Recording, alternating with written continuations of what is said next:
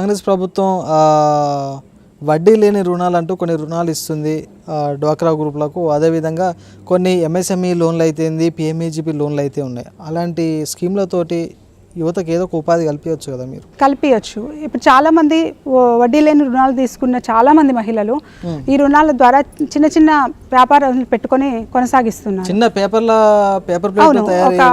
మా దగ్గర మహిళా సంఘంలోనే లోన్ తీసుకొని పేపర్ ప్లేట్స్ రెడీ చేసేది ఒక చిన్న మిషన్ ఒక ఆమె పెట్టుకుంది. ఎందుకంటే ఊర్లలో ఒక పరిస్థితి ఏంటంటే వాళ్ళు ఎందుకు పెట్టుకోరంటే ఇప్పుడు కొనుక్కోవడానికి వస్తేనే వీళ్ళు తయారు చేస్తారు. సో ఇక్కడ ప్రాసెస్ ఏముందంటే అందరూ వెళ్ళి బయట కొనుక్కొచ్చుకుంటున్నారు. ఇప్పుడు మన ఊర్లో పెట్టింది మన ఊరికి యూజ్ అవుతే వాళ్ళు ఇంకెక్కువ డెవలప్ చేసుకుంటారు. ఆమెను చూసి ఇంకో ఆమెను చూసి ఇంకో ఆమె. అదే మేము చేస్తున్నాం. ఎందుకంటే ఒక ఆమె పెట్టుకుంది, తను తెచ్చుకున్న మిషన్కి డబ్బులు కట్టాల్సి వస్తుంది, పని అవ్వట్లేదు.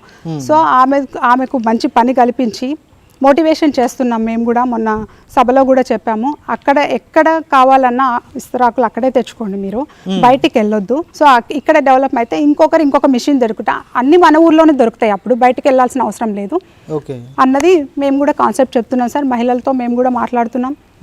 సో ఉపాధి ఎలా అన్నది ఆలోచిస్తున్నాం. వడ్డీ లేని రుణాలు వస్తున్నాయి కాబట్టి మాకైతే ఈ కాంగ్రెస్ ప్రభుత్వం మహిళా శక్తికి పెద్దపీట వేస్తుంది. అన్నిట్లలో మహిళను ఇన్వాల్వ్ చేసే, ఏది చేయాలన్నా మహిళను ఇన్వాల్వ్ చేసే. ఈవెన్ వడ్డీ లేని బ్యాంకులు ఎవ్వరు ఊరికే డబ్బులు ఇవ్వరు, కానీ మహిళలు నమ్మి మాత్రం వడ్డీలు ఇస్తున్నారు. ఎందుకు?